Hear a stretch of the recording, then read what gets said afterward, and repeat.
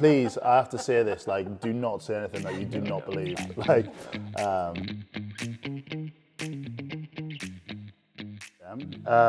talk to me a little bit about the reason as to why you decided to move to Uptick about, what was it, about a year ago now? Probably about this time last year, yeah. Yeah. So, lovely guy called Ollie kept phoning me. And I chatted to him about it. And I recently done a business improvement master's degree. So I suppose around about a year ago, I was looking at our software and our processes. And I was trying to find something that would help make us more efficient and deliver better service to our clients. Yeah. So all these calls were quite timely. So I started looking into Uptick and what it could do versus what we were using, which we had in place for nearly 20 years. So it was very familiar. Everybody could use it with their eyes closed, but it just wasn't delivering as much as I wanted it to do, and it wasn't really evolving as such. So we're quite fortunate that we know quite a few people in the industry, both at home in Northern Ireland and England and Scotland, Wales. So spoke to a few of my associates who would be in a similar role to myself, who I knew had already moved to you guys, and I have to say, like, they really sold it to me, you know, glowing reports. So we actually went over to see a company, a friend of ours in Scotland who were using it, and we went across for the day, and we came back and we're like, yeah, we're definitely going with this. And actually, as far away as Australia, I was having recommendations from my friend in Sydney that this is the way forward, this is the way to go. So was probably just about a year ago then that we decided to make the move. Yeah. That's really interesting. So you touched on something there in terms of your studies around business improvement. Where did you see the gaps in the system that you were previously using, and what were those gaps, and what were you trying to improve really? Yeah. So what we were using wasn't cloud-based. As I said, hadn't really evolved in many years. What we were finding was we were having to bolt on other softwares as well as using it. So you were duplicating things, and there's a risk of error when you're doing that. So what I was looking for was an all-encompassing software that we could use right through from quotation stage to ongoing maintenance monitoring of our clients who would hopefully be with us for many years after install. So when I looked at Uptick, I thought, ticks all the boxes in terms of that, and it just minimises all that duplication, waste of time and effort, and risk of error. So having everything on one platform has been good for us, but also the visibility of how the business is performing. With the software that I was on previously, it was a huge task to try to get any output that was worthwhile reviewing. Forecasting was very poor as well. So when I looked at some of the value added things that we could get from Uptick, I thought it's a better way to manage the business. We're in a growth period at the minute, so it helps me keep right on track with where we need to be.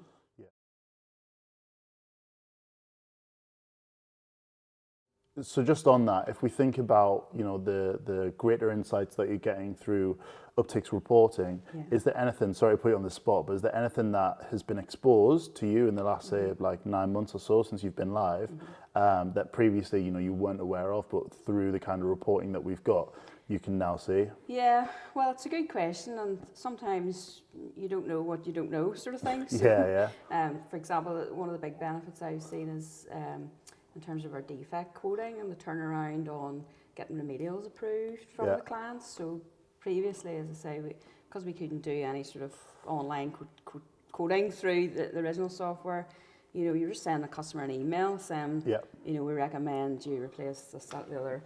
Would you like a price? And it just gets lost. And how many emails do you get in a day? Hundreds. So you didn't know really how much you were quoting in terms of remedials, what the success rate was. And our clients maybe weren't getting the service they needed because there was things that were defective and they were buried in their inbox or thing. All of that has changed now with the defect coding area of Uptick, and that's very visible. No sooner as the engineer left the client's car park than we can have the service report turned around, costed, and a defect code issued with the report. And then the client portal as well makes it very visible to our clients as to what areas of their system are defective and that they need to give attention to. Yes. So I think that whilst I can't measure our success in terms of that area of the coding within the business, I'm absolutely certain that that has been transformed through using Uptick. That's amazing. And also, capturing all of the assets per property has been really good for us too, because before it was all in the engineer's head really, so they went out to site and they knew there was maybe 10 detectors or whatever they had to test, but now there's absolutely no room for, there's no margin for error, because all of the assets are listed and they have to go around and physically pass each one. Yeah. So if it's a new engineer arriving on a site that they're not familiar with, this is what you need to do, follow the process, and you can't overlook any assets. No, of course. And that helps with, as I say, defect coding, because the make, the model, serial number, everything's there, so you're not having to then ring the engineer. What type of camera was it? What sort of fire alarm is it? It's just all where you need it to be. Yeah. So, put the answer where you ask the question is the approach we take with it. Yeah. So it's really transformed that aspect of our service department. That's amazing. I think defect quoting is always, the place where people see the most benefit early on in their time with Uptick. So yeah, it's great to hear you speak very glowingly about that workflow. It's something we're really proud of.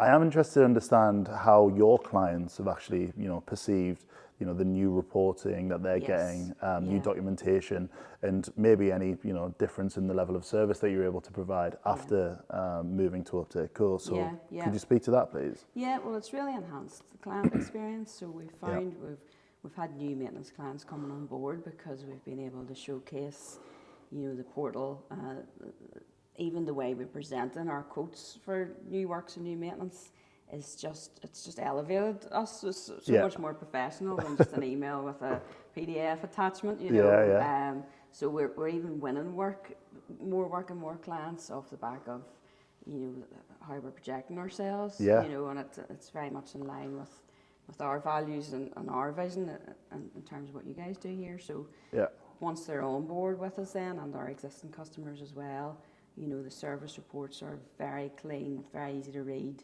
color-coded, so rather than just essentially a Word document, they're looking at a nice, slick report, where any defects are standing out at them, they can't overlook it, and then linked through to defect codes and so on. So it's a very nice user experience, very simple, unambiguous, and, clients have really, I think, noticed the difference in that. Plus, they're now having visibility of their asset lists where they didn't before as well, so it's helping them manage their estate.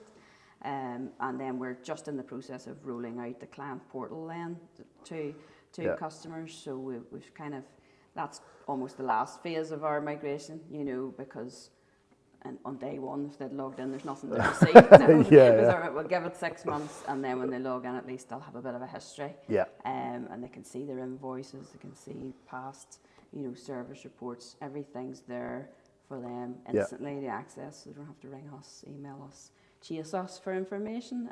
It's all there where they need it to be. So that's amazing.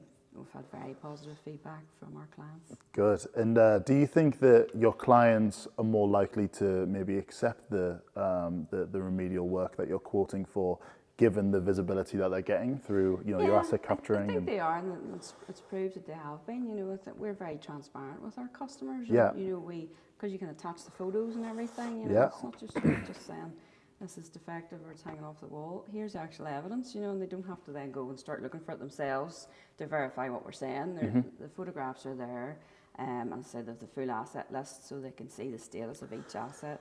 Green, it's fine, don't worry about it. Red, you need to take action. So just keeping it very simple, very user friendly, and that it's been positive for us that way. Yeah.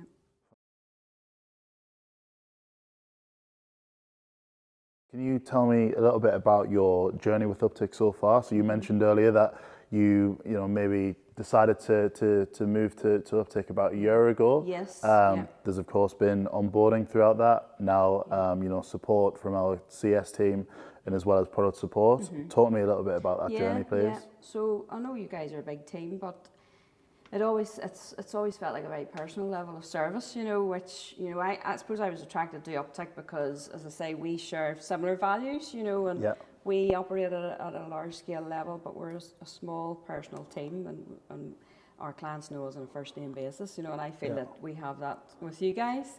So right from the start, Ollie, then Billy, then Kyle really took us through that sort of, do we go with it?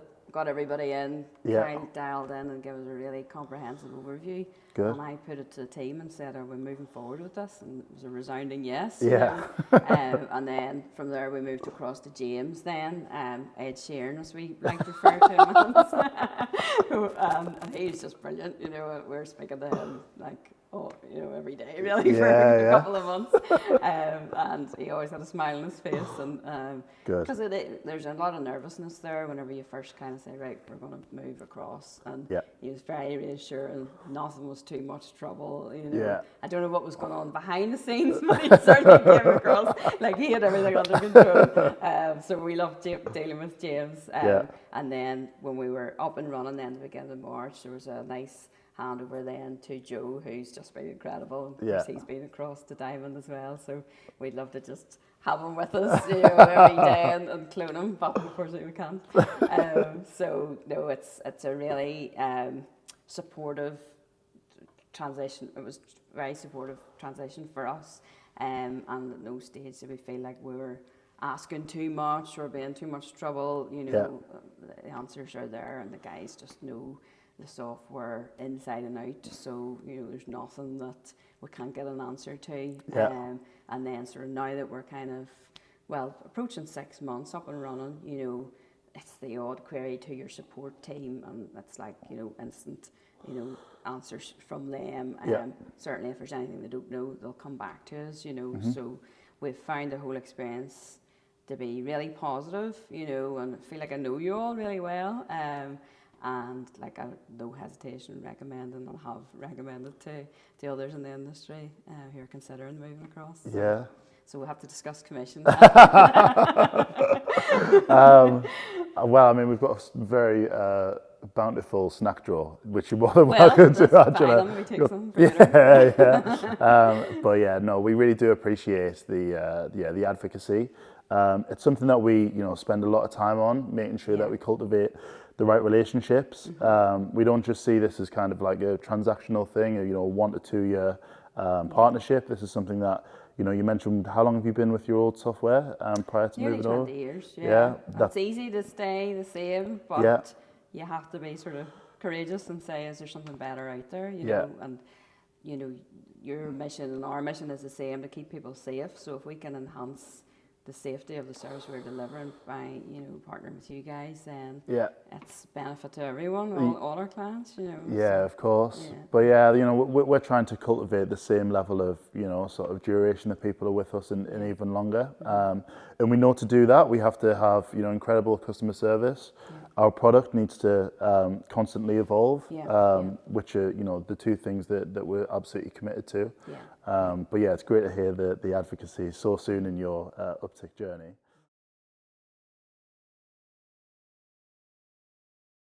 How would you describe the kind of level of development that we've had in the product in the time that you've been here, which is relatively small? But what have you seen change, and how has that impacted you in the business? It is constantly changing. That was another thing I really liked and could sense from the outset. You're very open to feedback.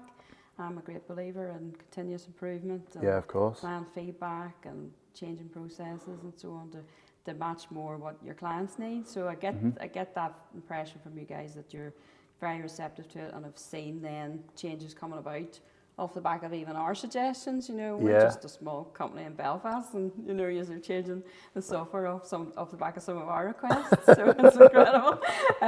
But projects, the projects module, I know it's still in beta phase, but we've been using it for months, and we're finding it to be very good.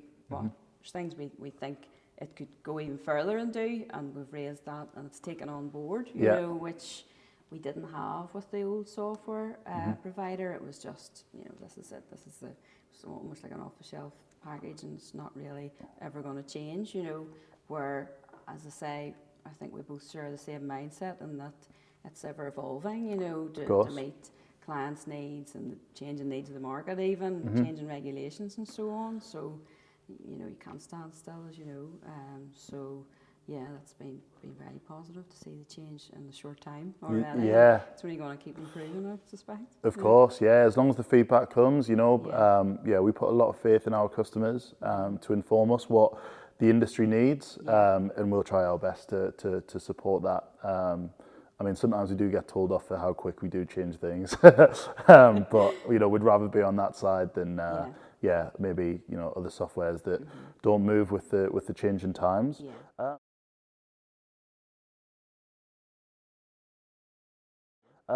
Just to speak more broadly on like the UK and Ireland fire and security industry, like how would you say things have been developing over the last, say, couple of years, and what do you think is in store for the next year or so? Yeah, well, I think things are gathering pace, you know. I mean, we're very heavily weighted in technology, and technology is evolving so quickly now, you know, with AI and some of the other products like Nimbus that we're working with as well, again, to enhance the customer experience, but also to drive efficiencies within our team and so on. So I can see some of those softwares, you know, maybe integrating with the likes of yourselves down the line, so that, you know, we're elevating the experience even further for the client. Yeah. And, you know, just as things get more stringent with regulations, you know, we feel very well placed to be able to tick all the boxes and go even further, you know, with partnering with you guys. But, you know, a lot of it is about explaining to our clients, you know, what's happening in the industry and making sure that they're up to date. We do a lot of training with our clients just on codes of practice, legislation, changes to standards and so on. Because it's so important that we all buy in, you know, there's no point just us as fire specialists and security specialists just buying into changes and enhancements to compliance and so on. Everybody needs to be singing off the same hymn sheet, you know. And I feel with Uptick we're in a really good position to push forward with that and drive compliance and competence. That's a big thing for us. Just speaking of AI, I've got the AI scheduler, which is going to be rolled out next month. So I'll take you, I'll show you through that. It's going to be fantastic. I think that'll like really improve the scheduling experience, using, you know, sort of estimated durations on every task and routes to best optimize the way that you're structuring your engineer's day. So remind me to show you that. Give me an insight on, I mean, I know Diamond Systems, but I want to give you the opportunity to talk about the business. Obviously, I've been there. Really love the team that you've got there. But in your own words, how would you describe Diamond Systems? What is the vision that you've mentioned a few times today? What are the values? Just talk to give us an insight on the business, really. Yeah, so we're a second generation family business. So my dad started the company in the 80s. I was much too young then, obviously, to work in the business, but I've been in the company about 17 years now. And so just with the advances in technology and so on, you know, I very much think of us as a technology company operating within the fire and security sector, you know. And the talent that we're attracting, you know, is a different type of talent than maybe even 5 years ago, 10 years ago now. Into the business, and we use IT and AI, you know, all the time, and the things that we do, we're always looking for improvements in that respect. But so we do really installation and maintenance of electronic fire and security systems. We've a range of safety products now as well, and then with our training and compliance division, so we can offer training to our clients. We also run a lot of CPD courses where we're working alongside the consultant engineers who are designing the large projects and so on as well. So it's really sort of all-encompassing life safety and security offering. We're based in Belfast, but we do work all across UK and Ireland, and we have done a lot of large-scale projects, and we tend to excel. The bigger, more complex project, the more we excel. So that's the type of projects that we seek out. But we also have a lot of maintenance customers as well.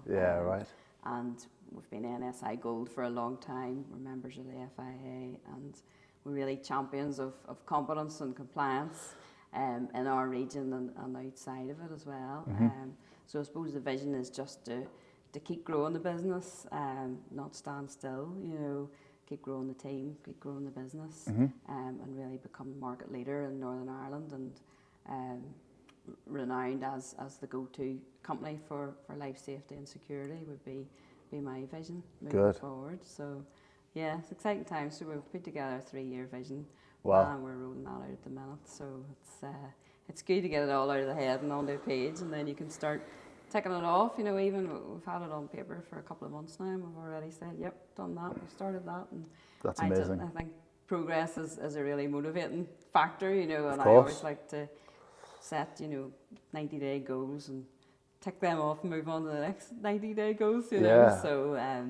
So we're a very dynamic, agile team that's always looking ahead. That's incredible. Yeah. So as part of that 3-year growth trajectory, how do you see Uptick fitting in with that? Yeah, I think it's a really key fit for us, and as I say, we're attracting clients to our business because of the enhancement that we can offer in terms of client experience. Yeah. So I think it will help us grow for sure, and you know, as we scale up, we're being more efficient, but we'll also, you know, I'm from a financial background, so I know it's very important in the growth and scale phase that you tightly monitor and measure your performance, operationally and financially, profitability wise. You know, I just feel that we've so much more visibility now of all that, and when you have visibility, then you can control things, and then you can influence them, change them if needs be, and so on. So I feel like we're really primed now to move forward with that 3-year plan and really scale the business. That's amazing. Yeah. That's amazing. That reminds me, I think there's something that we touched upon when I was over in Belfast earlier in the year. Naturally, as you're growing, capacity planning is going to be a big thing for you. Uptick's got a great report where you're able to sort of take the amount of hours that you need from your engineers, contrast that against the amount of hours that you have internally, and that will then allow you, hopefully, to forecast when you maybe have to make, you know, additions to the team, which, you know, I'm not sure. Well, I know just industry-wide, it's very hard to attract engineering talent. So, you know, the more forewarning you've got of when you're going to need, you know, more people on board, the better. So we can work to really make sure that you've got all of that information as part of it. We'd never have had before, so you're sort of stabbing in the dark. So I like dealing in, you know, facts and figures and forecasts. That's my upbringing. I know it's only been like 6 to 9 months that you've been with Uptick. Have you noticed any tangible like increases in any of the metrics that you're tracking? Yeah, well, our turnover is up this year, you know, and I think a large part of that has been driven by the defect quoting being more effective and a faster turnaround, you know, and I can even go in and see the turnaround from code approval to when the work's carried out, which is like lightning speed, you know. I say my ops manager, Julianne, slow down a wee bit, you know, it's okay. But she's just on it as soon as that approval comes in, you know, engineers out carrying out the work. So, you know, it's much better for the clients. It's much better for my accounts. You know, it's about building a sustainable business that means that we can offer a good service to our clients, and reinvest that into then more technology and more growth, you know, and the whole thing grows from there. So fantastic. Yeah, we're definitely on the right path in terms of all that. What's the impact been like on your team using Uptick? How are they finding it? Yeah, so Julianne's been, you know, the one probably impacted the most. She's my ops manager. She's been with us now 24 years. So she really is like family, you know, to us all. But she keeps the wheels turning every day, day in, day out. And she's the one who's been using Uptick the most, you know, and I say she could probably come and join your team now. She knows it so well. So you're not having her. But no, she I mean, like transparent, you know, the first couple of weeks was a bit of a nightmare for all of us, and I think it's going to be like you have to kind of go into it with your eyes wide open when you're using something for 20 years and you move away from it. That is like you've lost a limb, you know. Yeah, right.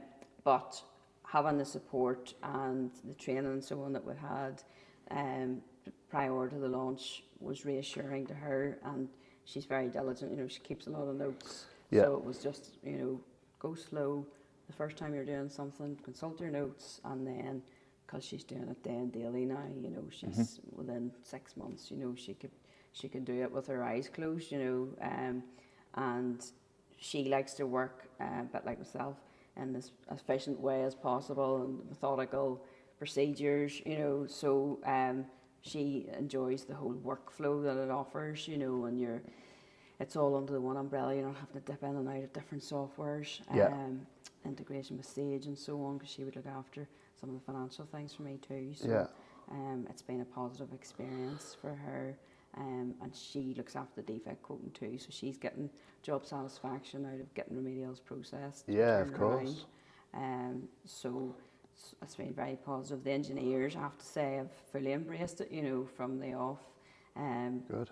Any issues with engineer? No real negativity at all from them, and I was expecting that to be honest. Yeah, right. They said, right, we're changing how you were on and off, and the checklists have all changed. You know, they've fully embraced it, and even the apprentices, you know, they're flying around it. You know, they absolutely love it. So yeah, that's good. So no complaints. Good. And you mentioned there about, so Julianne, your ops manager, is now able to fly through the defect quotes. I take it that that's largely helped by the fact that the engineers are actually giving the office team the recommended products to install, right? That's right. Yeah. Yes. So because on the first round of visits in, engineers were obviously adding all of the assets and doing that. And so we've kind of finished that stage now because we're 6 months in, so we've kind of been everywhere once. So all of the assets are in now. There's photographs, there's, you know, part numbers and so on. So whenever something needs replaced, all the information's already there for Julianne. So the engineers, you know, they prefer not having to be interrupted by a phone call to say, oh, what type of this or that was it? So, you know, they can be rest assured once they've put that service report in, the office then takes it on, and there's no interruptions to their next job, you know, so that's been positive too. So. And I'm sure, and I mean, I guess this is similar to some of the stuff that we've discussed already. Perhaps you didn't have a way to track this, but now I assume the level of productivity that your engineers are able to achieve is way higher because there's no kind of constant communication with the office. Is that a fair assessment? That's it. I mean, again, because with our previous software, there was no easy way to track productivity or time on site versus travel and so on. You were just going off gut feeling, which makes me nervous, as you can imagine. Where now, you know, Joe has very kindly helped us build a dashboard, so we have a screen up in the office tracking all the engineers' productivity, which I don't know if I'm that popular for, but it's a starting point, you know, and I suppose in the initial few months, because we were adding the assets, we were maybe taking a bit longer than we were the previous. We knew that was going to happen, so that's not our baseline. Now moving forward, now that the assets are on, you know, we can measure the productivity, and then we can set them targets for 2026 to say, you know, you're here, but try and get to here, you know, and incentivize them. And, you know, a great team, you know, they're all very supportive of what we're trying to achieve. So having the information on display, you know, it creates a wee bit of competition amongst them as well. Really? You know, but, you know, everybody knows we need to maximise the working hours in the day, you know, because that's keeping us all in a job, so why would they not? Yeah, right. Okay, that's really interesting to see how you're kind of leveraging the data out of Uptick to actually drive just, you know, performance internally. So yeah, that's really good. And that's going down well with the engineers? Yeah, well, so they tell me. Sandra, thanks so much for coming in. It's been lovely to catch up. Always welcome in our office, and I hope you enjoy the Women in Fire Safety Awards this evening.